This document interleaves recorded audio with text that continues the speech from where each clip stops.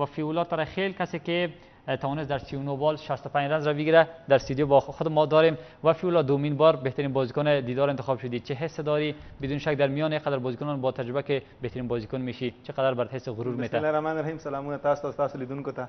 بالکل په دومره غټ لیول کې دومره غټو پلیرانو په منځ کې مین اف د میچ راتلل اس نه لرم د ویلو دپاره. نام خدا شاید وفي جان لومړی خو د ټراپي هم باید راوړې وه ځکه ډېره زیاته ارزښت لرونکې ټراپي وه.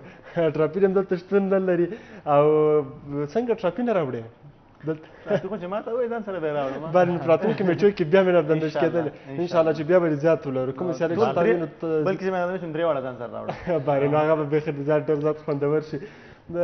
وفیولا ترخیل زموږ پروډیوسر نادرزی صاحب وایي چې موږ یې درنه نه اخلو خو یوازې راوړئ چې لیدونکي ووینو چې دا د وفي افتخارات دي. نن په کوم پلان سره ولوبېدلې؟ بیا دې هم لکه هغه تېره سیالۍ کې چې موږ تا نه پوښتنه وکړله غټ غټ شاټونه ترسره کړل ډېر زیات زړور ولوبېدلې.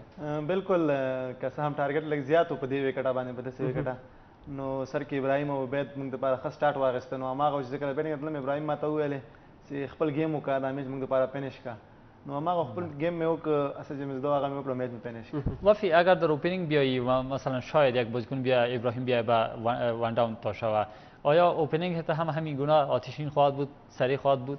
اوپنینگ وان داون یو خبر ده ما ټاپ آرډر کې راځي که اوپنینګ که وان ډاون هغه یو خبر ده. من اف د میچ سوم در راه هست یا خیر؟ انشاءالله د درېیم من اف د میچ خبره دې هم وکړله وفي جانه چېرته روان هم یې فکر کوم مینوال ته دې ستا مینوال به ستا اوس د ارټې سپورټ پرده باندې ویني څه پیغام ورته لرې او په راتلونکو لوبو کې څومره ډاډ ورکولی شي چې په فیولا ترخیل د همداسې سترو سترو شپږیزو او چټکې لوبې شاهدان به واوسئ؟ بالکل مینوال زه ټول مینوال خوشحاله یم ځکه زه ډېر زیات سپورټ کړی یم ما ډېر زیات سپورټ کوي او انشاءالله خواري به کوم چې میچونه پاتې دي 4 میچه پاتې دي 4 میچو کې مې مین اف د میچ اخیستي 4 نور کې 2 بیا واخلم. بله نو 4 بشه دا به بیخي خوندور شي.